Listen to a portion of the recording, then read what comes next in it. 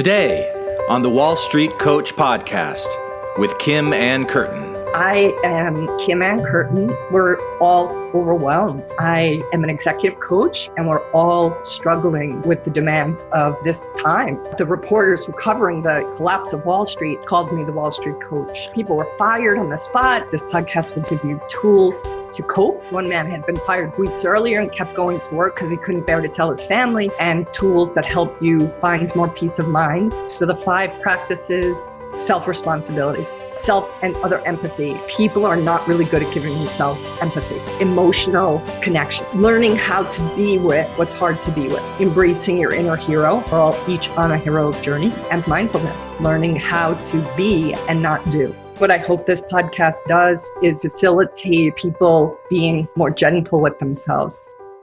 The point is, ladies and gentlemen, that greed is good. Don't confuse greed with desire. You don't have to exploit other people to get what you want. Having desire is good. Let me tell you something. There is no nobility in poverty. Money has become this powerful symbol for wealth, but you can have all the money in the world, and if you don't have peace of mind, you are not going to be a happy camper. I don't lie to myself. I don't hold on to a loser. The moment it doesn't feel right, I let it go. Get away from it. Oh, it's so easy to lie to ourselves, whether it's holding on to a losing position in a trade or in our life. Our ego does not like to be wrong, but that lie will cost us each and every time. The Wall Street Coach podcast with Kim and Curtin. Aloha, everyone. I have wanted to do a podcast for probably 9 years. So I'm very excited to be here today with my partner in crime, Glenn Ostlin. He enrolled me in getting this done, and his technical and IT skills and wisdom are the only reason I can pull this off. So I'm very grateful to you, Glenn. Thanks. I think really what I hope this podcast does is it facilitates people being more gentle with themselves. I think for the most part, what I see in common with all the clients I've ever worked with and just friends and colleagues in general is that we're all kind of overwhelmed and we're all struggling with how to cope with the demands of this time in our lives. And there's a lot of information coming at us.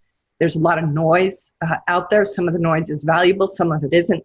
But I really hope that what this podcast will do is give you tools to cope and tools that help you find more peace of mind and find yourself more awake and more conscious, because I think the more conscious and awake we become, there's less drag, like a swimmer in a pool. So hopefully that's what these will do for you. I'll talk a little bit about myself and who I am and what my background is for those that don't know who I am. But before I do that, Glenn, I'm going to ask you to just speak to a couple of the unusual journeys you've had so people know who you are, and especially your folklore background, because of my love for mythology and why I think that's so valuable. So please tell us a little bit who you are and what you've been up to with your podcast. So my unusual experiences is what you're interested in, huh? Well, some of your usual too, but yeah. So my background, as you mentioned, with folklore, I have a master's degree, and I went through a PhD program. Almost got the PhD. I started writing my dissertation, and then I jumped into the business world. Worked for a medical device company for 13 years instead of finishing the dissertation and finishing the PhD.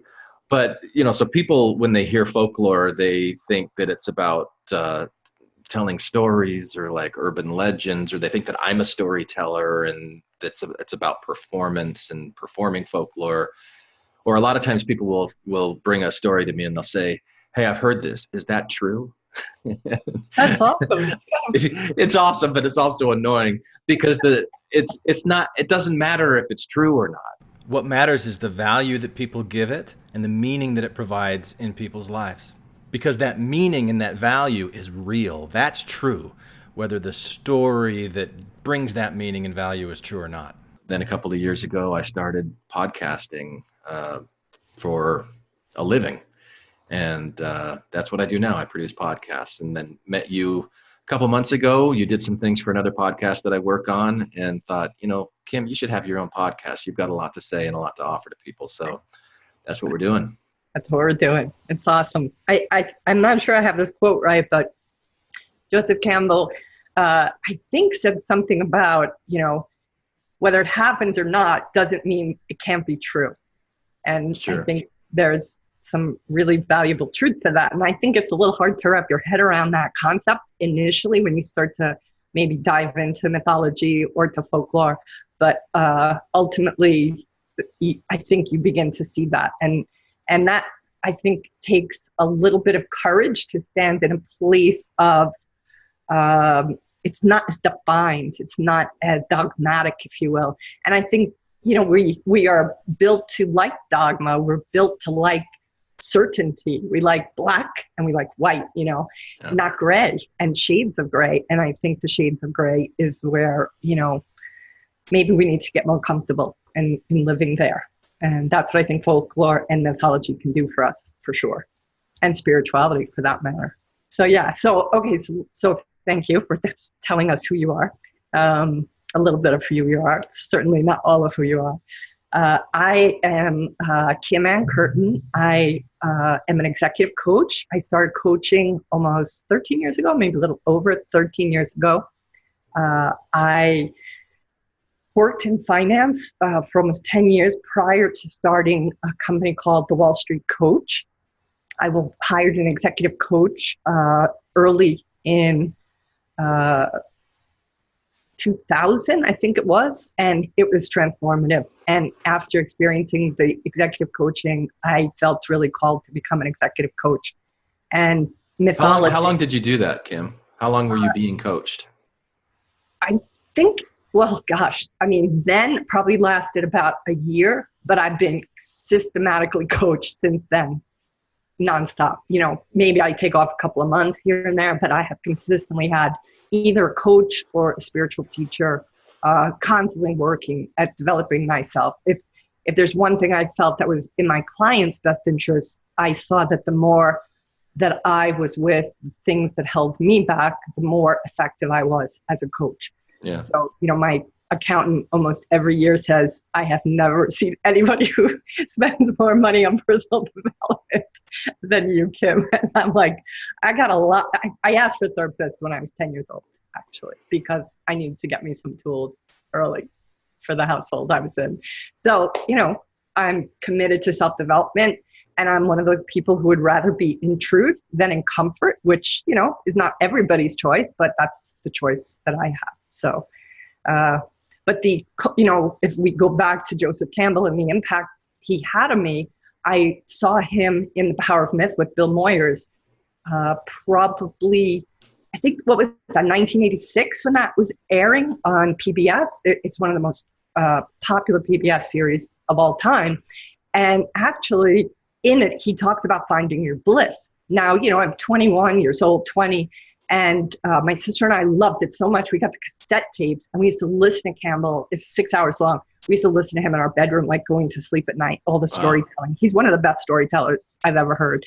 And he talked about finding your bliss. And even though I loved what I did in finance, even though I loved the strategy, the level of perfectionism, super intelligent people, it was like every day was a chessboard in front of you, or 5 chess games in front of you. I knew that bliss, that it wasn't my bliss. Like, I knew I was good at it. I was well compensated, very generously compensated. But there was part of me that knew it wasn't my bliss, but I couldn't find it. So I was looking all the time for it. And then I literally was in the Dean and DeLuca coffee shop in Borders Books and Music in the Time Warner Center. And I was talking to the coach that I was thinking about hiring, Kate Rotsky. And what year was this? This was, 13 years ago, 14 years ago. Okay. So yeah, 14 years ago. And she started to describe CTI, the Coaches Training Institute, was her curriculum, how she had been trained. And as I heard her describe what happened in coaching and the style in which this function would happen for me, I can only say that it felt like the heavens opened and the angels sang. It was just like this bolt of lightning went right through me. And I was like, oh my God, this is it. This is the bliss. It was just instant knowing now 14 years ago. And I have not once, no matter how hard it has been being an entrepreneur, I have never once doubted that that is what I was born to do. Wow. What did she tell you? What did she say about coaching that turned you on so much? You know, I don't even know if I can remember or articulate what the words were. It was something to the effect, though, of how coaching holds you naturally creative, resourceful, and whole. And therapy, which I had often, held you as though you needed to be fixed. And it was the context of finding out that everything we do is in service to patterns we learned in our, childhood or our lives. And so that these are all coping mechanisms that may not serve you now, but that doesn't mean that they didn't serve you then.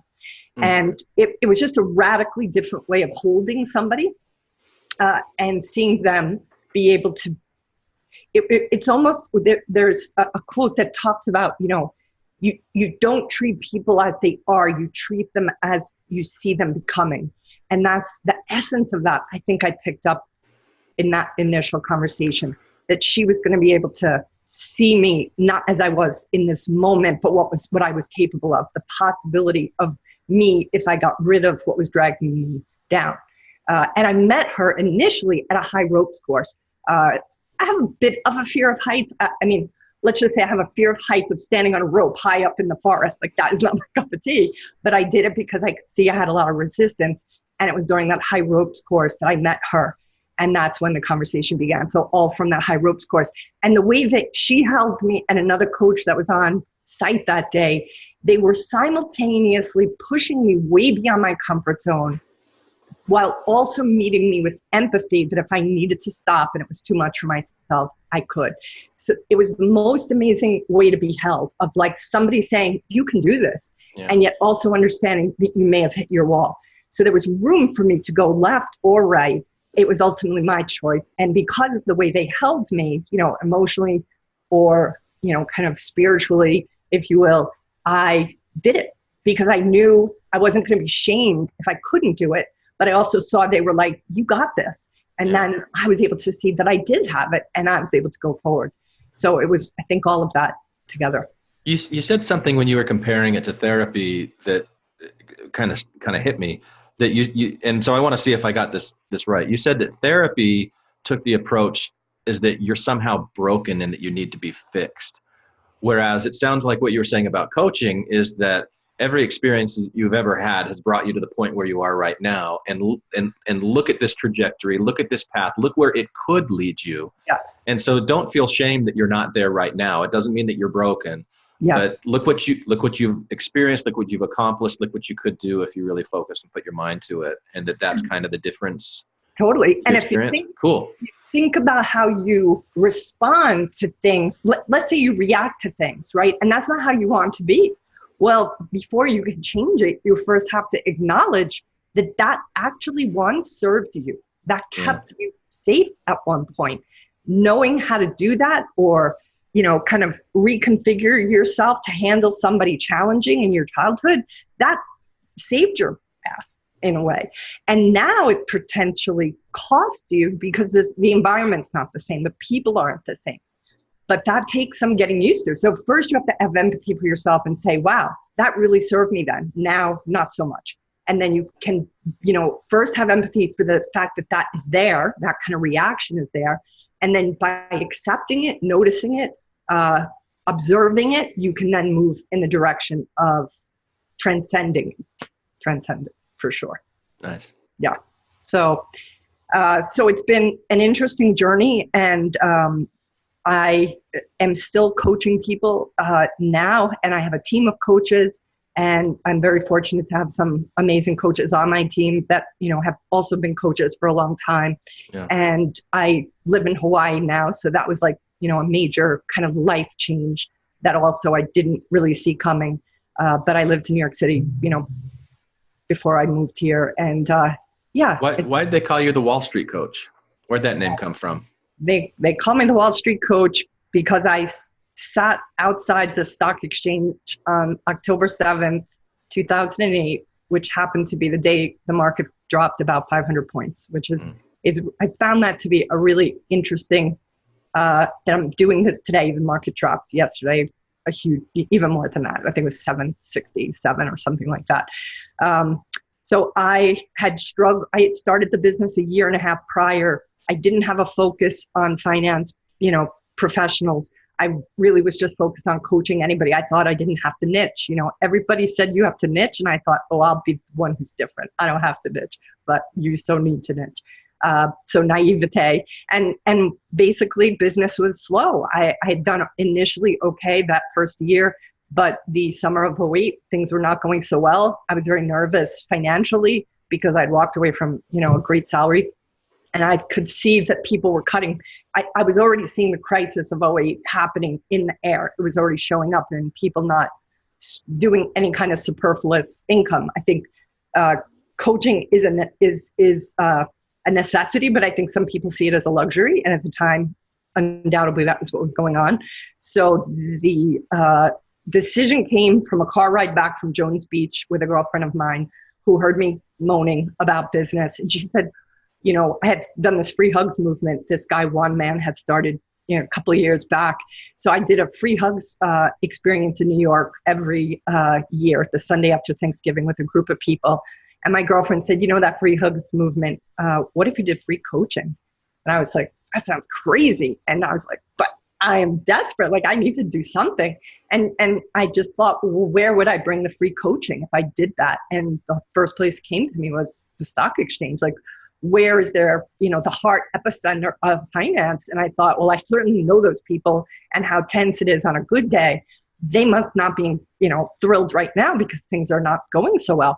But of course, who knew that was the day the market would drop so significantly? So I went there not only that day, but for pretty much every week thereafter for about a year. But within a couple of weeks, of course, that first day, even the reporters were covering the collapse of Wall Street, and the reporters that kept coming up to me, one of them interviewed me as I was coaching people there on the bench doing 20-minute sessions, and he called me the Wall Street coach. I keep picturing Lucy from Charlie Brown with the little sign and the lemonade stand. Is that what you had? The coach is in? The coach is in. And I looked a lot like Lucy's sign. I even put the square box over the in. Really? To make her, because I thought that's what this is like. It's like her, her little stand for advice. And you don't pull the football away when people try to kick it, do you? You like set them up for failure and then just rip it away. You don't do that? All right. I don't pull the football away. So it was just one of those things where, honestly, if it wasn't if the chaos down there and the crisis that hit, if that didn't take place, I wore a really nice cashmere coat, cashmere pants. Like, I looked as dressed up as I could possibly look because I thought people are going to think I'm crazy. I mean, I'm kind of crazy, but they're going to think I'm a lunatic. And that day, though, honestly, and thereafter, that whole time, people, I don't think in their normal right mind would have approached me. They did because they were desperate to talk to somebody. And, some people were fired on the spot. One man had been fired weeks earlier and kept going to work as though he still had the job because he couldn't bear to tell his family. There was just a lot of tears and frustrations, fear that was down there. So it was meant to be. And then, after that article came out, I remember checking, going to GoDaddy.com. It was like, the Wall Street coach, can I buy that domain? And there it was, $8.50. And I was like, wow, but now I have it trademarked. So yeah, so it felt like kismet. Like that was the direction I was meant to go. I just didn't see it for myself. I don't think I would have had the moxie to call myself the Wall Street coach. So obviously the universe kind of stepped in and pointed me in the right direction, which is done many times when I'm, over here and I need to be over here. So yeah. So what do you feel like your impact as a coach has been like for those people on that day when you were doing it for free, and then for clients that you've had since then? In what ways do you help them? I think give people just a little bit of spaciousness. You know, I think if anything, I teach them how to get their oxygen that they can't maybe find the mask in the middle of the crisis. I think whenever there's turmoil or chaos, which often is what pushes somebody towards coaching, and when I think back to the people that day who are in the crisis, people are, you know, you're not breathing, literally not breathing, and emotionally you're not getting any of your needs met. So first, it's about empathy, learning how to give yourself some empathy, learning how to give yourself some space to feel the feelings you're having, panic, fear, anger, all of those things kind of need to be felt, but we need to, I think we've been taught that those hard to be with feelings are not acceptable in our culture and our society. So I think what I give people do most of all is I give them permission to be a feeler of their feelings. And when you're a feeler of your feelings, even though that could be very hard, it's like the pus of the wound that comes out. If you stop the feelings, if you push the feelings down or numb the feelings out, then you're not going to be able to discharge the very infection that needs to be discharged. So if that's anything I hope that I am constantly giving to people, it's just a little breathing room, a little empathy, and the room and space to just feel their feelings without feeling like they need to get over it really quick. So you said earlier that you think that everybody should use a coach, that coaching should be a necessity and not a luxury. What is it that you are able to do to help people feel their feelings that people aren't able to do on their own? And why isn't this something that somebody could just look in a mirror and do the Stuart Smalley? Because I'm good enough, I'm smart enough, and doggone it, people like me. So I make Saturday Night Live references every once in a while. I'm good enough, I'm smart enough, and doggone it, people like me. Like what is it that the coaching does that people can't do on their own? It's a great question. I think we are built to be in community. I don't think we can do this simply on our own. We are built for connection with another human being. And I think we need to have another human being see us and acknowledge us. There's a beautiful quote from Martin Buber, who's a Jewish theologian, who says, the greatest gift you can give to another human being is your presence. That's it. So that we can't give ourselves our own presence. Perhaps in meditation we can. Perhaps if we're in a place of that, you know, connecting to the divine, maybe that is when we can be present to our own presence. But I think in the day-to-day living and experiencing of things, we need to have connection with another human being. By seeing them, we see ourselves. And that kind of back and forth is part of what I think happens in coaching or in any kind of conversation, you know, even empathy, right? Having somebody empathize with us changes our experience. We don't feel as alone or isolated. You know, what is it? No man is an island, right? We're not islands. We need to be in connection. And that's part of why I think there's so much pain right now, culturally, because of social media and connection with the phones, the iPhones, and, you know, so on and so forth. We're very infrequently looking at one another. You know, they even talk about babies when they're, you know, when infants, if they don't consistently have eye contact with their mother or with the caretakers, they're not going to thrive as others would. That doesn't go away when we grow up. We still need that eye connection. But it's easy, you know, at least in big cities now. This is part of why I live here in Hawaii. In big cities, you can walk down the street, you can walk through your whole office, you can walk to a restaurant and not have anybody look you in the eye. And Apple should trademark that, the eye connection app, where you just like stare at somebody's eyes that's kind of. It's not going to work because it's not a human being. It's a machine.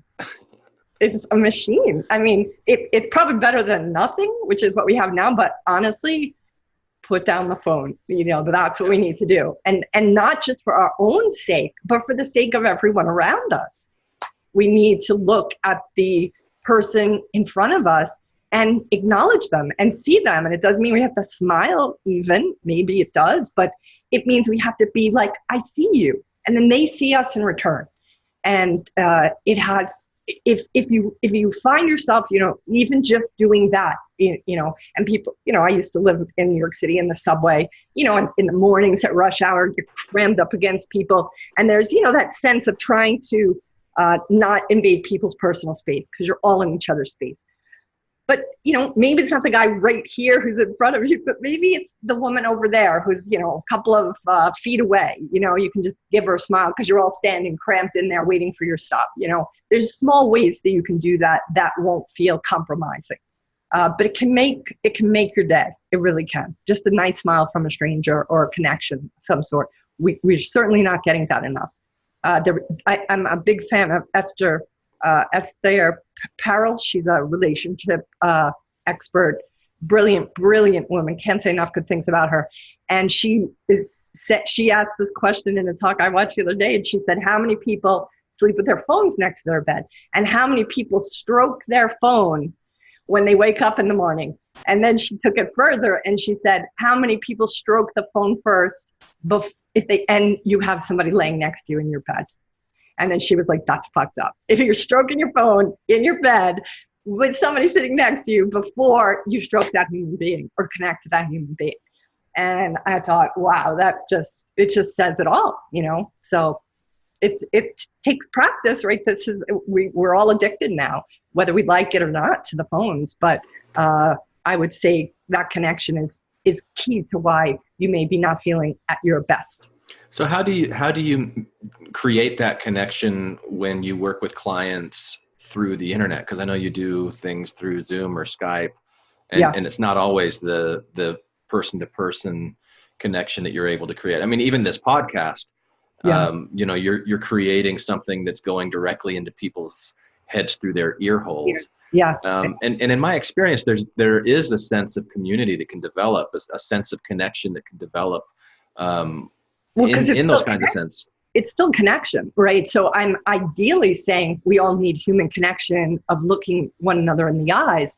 However, that isn't always possible. And you can have a conversation with somebody. There are actually some clients who prefer to do their coaching without the video because they feel they get deeper because there's nobody looking at them, or they're able to just speak more freely, if you will. I liken it, I think back to, I was raised, in my early childhood Roman Catholic, and I remember the confessional box. The confessional box was initially built because people didn't want to have to look in the eye, right? The priest was supposedly representing God, and it was this concept of like being able to confess it without having to look at somebody, right? And just not be as ashamed. And I think sometimes the same is true when you coach with somebody just by phone.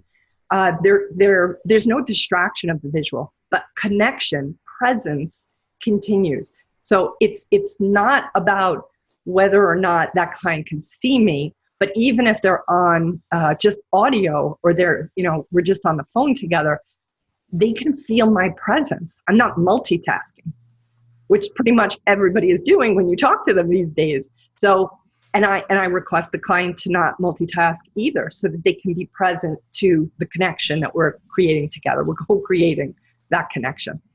Kim, what do you hope that listeners are going to get out of this podcast, and what it is that you have to share with them? My hope is that the people who listen to this podcast will find a community of like-minded thoughts, that they won't feel as isolated in their quest for meaning. Even though they may have a lot of the trappings of success, they are still looking for meaning, and they're still looking for deeper conversations, maybe some philosophical conversations, while still having practical tips and tricks to navigate what life throws us. What do you mean by trappings of success? What are those? There's a lot of people who I've worked with who have, the car they've always dreamed of, or the penthouse, or, the lifestyle. They get to go on holidays. They get to do things that maybe in their childhood or in their younger years they never could have imagined. And yet there's still that sense of peace of mind eludes them. And I understand that, because having your want met and not having your need met are two different things. You know, I've had people say to me, you know, that they got a very expensive sailboat, for example, and that sailboat didn't give to them the level of satisfaction they expected it to.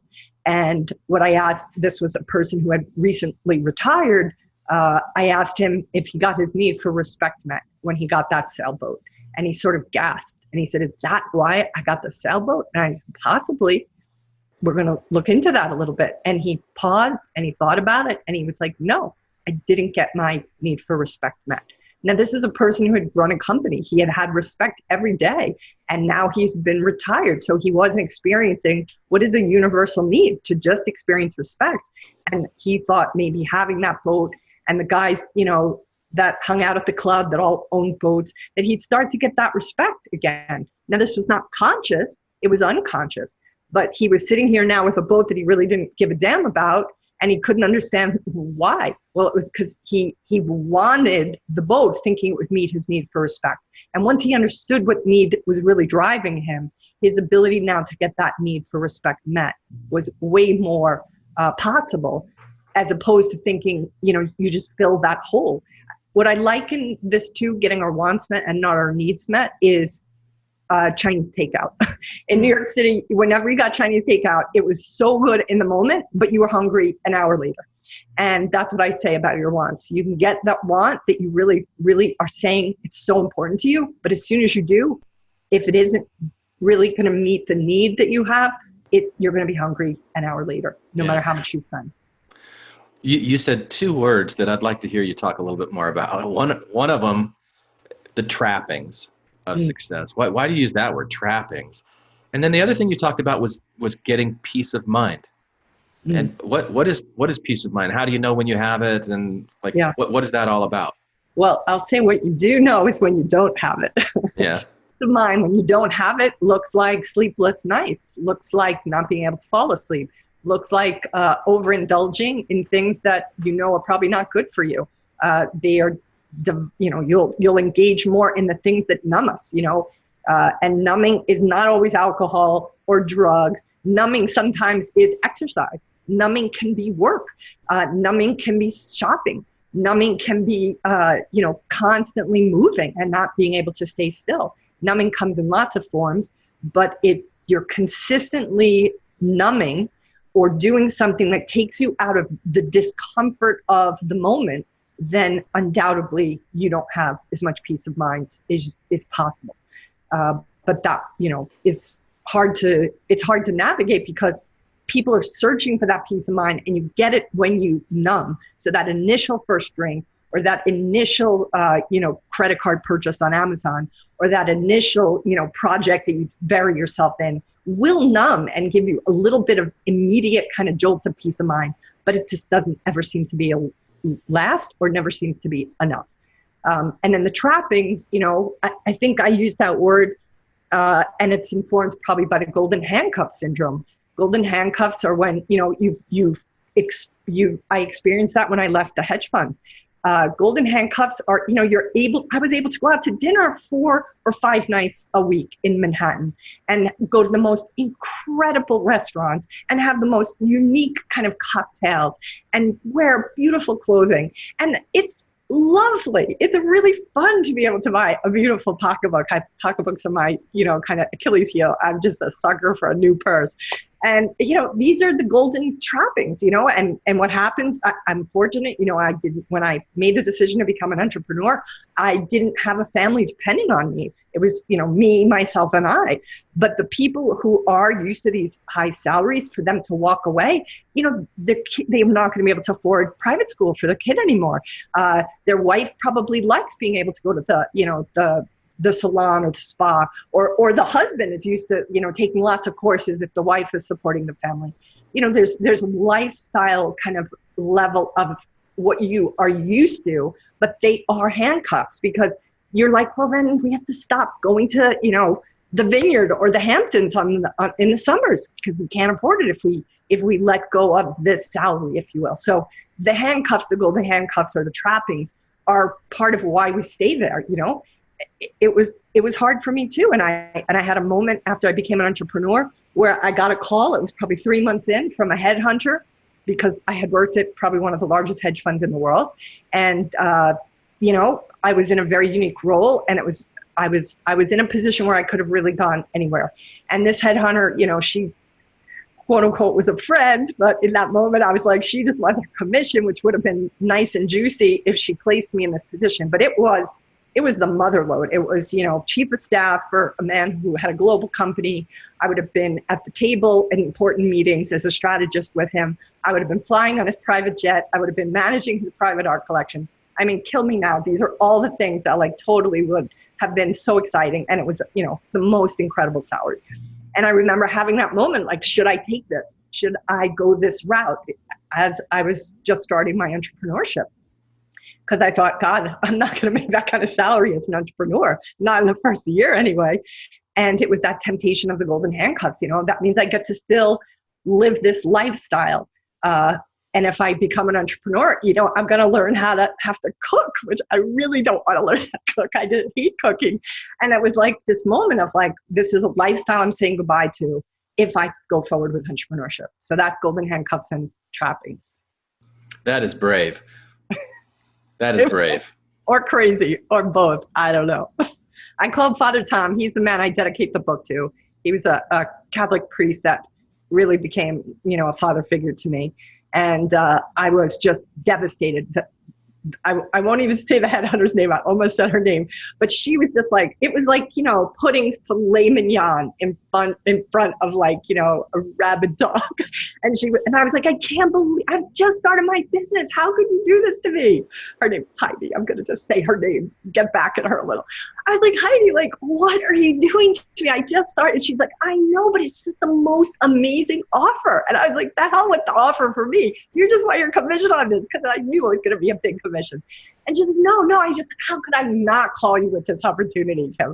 And I was just like, oh my God, just devastated. So I'm 24 hours, I'm like going through the pros and the cons. And then I called Father Tom, and I was just like hysterical. I was crying because I thought, am I being irresponsible to walk away from this unbelievable salary? It was like, you know, more than double what I was already making when I walked away from my hedge fund. So I was just like, what am I doing? Am I out of my mind? And I just poured my heart out to Father Tom, and I was like, what do I do? What do I do? And he was just pause. You know, he'd have these big pauses, and he just was like, I think you have to follow your heart. If your heart says you're born to be a coach, then you got to do that. And I just burst into tears, and I was like, that's exactly what I want to do, but I just was afraid to give myself that permission. And thank God for him. So yeah, that was that moment. That was one of those pivotal forks in the road where I went the road less traveled, for sure. So Kim, what can the listeners expect to hear? You're gonna do 6 episodes at first. What are these episodes going to be about? They're going to be about my 5 practices that are discussed in the book that I wrote called Transforming Wall Street, A Conscious Path for a New Future. This book features 50 men and women who succeeded in the finance industry, who I felt had expressed and displayed integrity and a sense of consciousness about how they work, how they live. So the 5 practices, we're going to kind of dive deeper into what each one of them means, how I saw these 50 living it. And these are the 5 that inevitably show up in my coaching with anybody that I work with. And they inevitably are part of my life. They are the 5 practices I strive to practice. And no matter who I coach, inevitably what shows up can be addressed by one of these 5. So I feel that these 5 are kind of the keys to the kingdom. If you are able to understand these 5 and practice these 5, I feel they have the solution you're looking for. One or more of them have the solution pretty much everybody is looking for. I think they could also be called sort of sacred wisdom practices. They might be called something different in the sacred wisdom of, you know, all the different kind of world's religions or spiritual practices, but I'll speak to them now, and then everybody can kind of, interpret them their own way. Okay. The first practice is self-responsibility. And I learned about self-responsibility thanks to Werner Erhard and his course, Landmark Forum, Landmark Education. I did Landmark about a year before I hired a coach, and undoubtedly Landmark was a big part of why I hired a coach. I went into Landmark somewhat resistant. I had two good friends who enrolled me in doing it.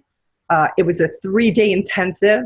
Maybe it's $600. It's the most bang for your buck you're ever going to get. So if you want to till the soil on yourself and your journey, and you want to have something that's going to kind of shake you up, I would highly recommend Landmark.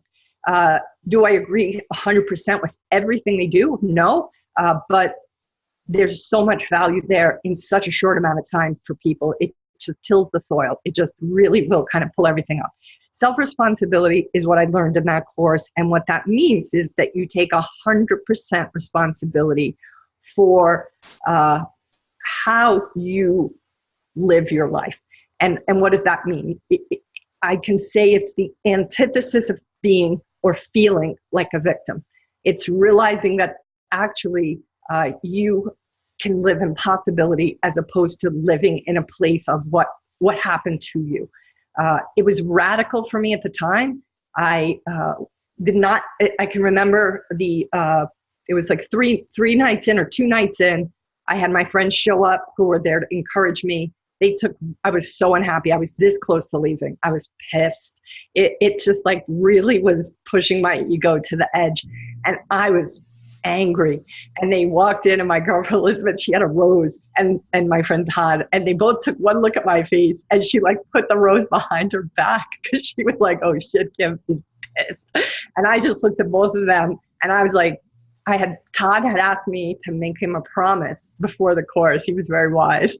He's like, no matter what happens, Kim, just promise me you'll stay on the ride till the end. He knew I was a woman of my word. I valued, giving my word. So he was like, if you just promise no matter what. And I was like, Todd, I can handle it. He's like, promise. Say it out loud. And I was like, all right, I promise I'll stay on the ride till the end. Well, if I had not made that promise, I would not have stayed. I was that close to leaving because I was so triggered by it.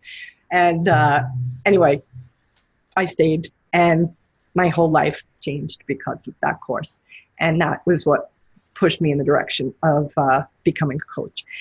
So self-responsibility is, it's initially a jagged pill to swallow because it feels like because your head thinks it means accepting blame until you step into the paradox of taking responsibility is actually the antithesis of taking blame. But that is practice 1. And I do speak about that at length, and we'll get deeper into that when we record that. Nice. Practice 2 is self and other empathy. And the teacher that I had for that is a man named Marshall Rosenberg. He passed away a couple of years ago. He created something called nonviolent communication. He speaks to universal needs, but he talks about how incredibly important empathy is. And before we're really in a position to give empathy to somebody else, we need to give it to ourselves. And I find that is something, no matter what culture you come from, no matter what religious upbringing you've ever had, people are not really good at giving themselves empathy. Practice 3 is something called emotional connection, right? Learning how to be with what's hard to be with. Learning how to surf, if you will, hard to be with feelings. Sometimes even good feelings are intimidating for people. Love is a good feeling, and that can be very frightening to some people because it might be unfamiliar. So learning how to be with that, and I learned this, I had 2 teachers, Raphael Kushner, his work is actually called Emotional Connection. In my book, I misspoke it. I call it actually emotional non-resistance, learning how to be with emotions. And also a man named Dr. Peter Levine, who talks about how feelings live in the body. And until we feel them, they just kind of are laying in wait, hoping one day that maybe we'll give them space to discharge. Practice 4 is Embracing Your Inner Hero, which is informed by Joseph Campbell's work and his belief that each of us are here to be our own heroes, and we're all each on a heroic journey. And practice 5 is mindfulness, stillness, learning how to be and not do, which is something that I still strive every day to do, because I'm definitely a doer, and being can sometimes make me uncomfortable. So I'm very excited about this podcast. I'm very excited to hear what the listening audience wants to hear me talk about. I would love to have you either in the comments section or email me directly, kim@thewallstreetcoach.com, topics that you'd like me to address or challenges that you want me to kind of take on. I am really excited to just give tools. So if you're finding yourself in a challenge, personally or professionally, have at it, share it with me. Obviously, I'll keep your confidentiality. Happy to give you, any kind of advice that I can directly through this podcast, if that's what the audience seems to want. So if that's what you need some advice or some input or some coaching around a topic, lay it on me. If there's anybody who is interested in learning more about anybody that's in my book, I interviewed over 75 people. Let me know, and I'll see if I can get them on the podcast. They have really fascinating stories. So I'm a big fan of quotes and sort of a collector of quotes. And I stumbled upon this one the other day from Janine Roth that I am absolutely so excited about. I just can see it so many places in my life. And the quote is, "Rebellion is the other side of compliance, but it is not freedom." So hui ho, as we say in Hawaii, which means until we meet again. And I'm really grateful that you took your precious time, which it is very precious today, and spent it with me and with Glenn. So thank you for joining us. This has been the Wall Street Coach Podcast with Kim Ann Curtin. Find her on the web at thewallstreetcoach.com and sign up for her newsletter, get a copy of her book, or schedule a time to chat with Kim yourself. And if you like this podcast, please give it a 5-star rating and write a short review on iTunes. Thank you for listening. This podcast has been produced by Ear Candy Productions.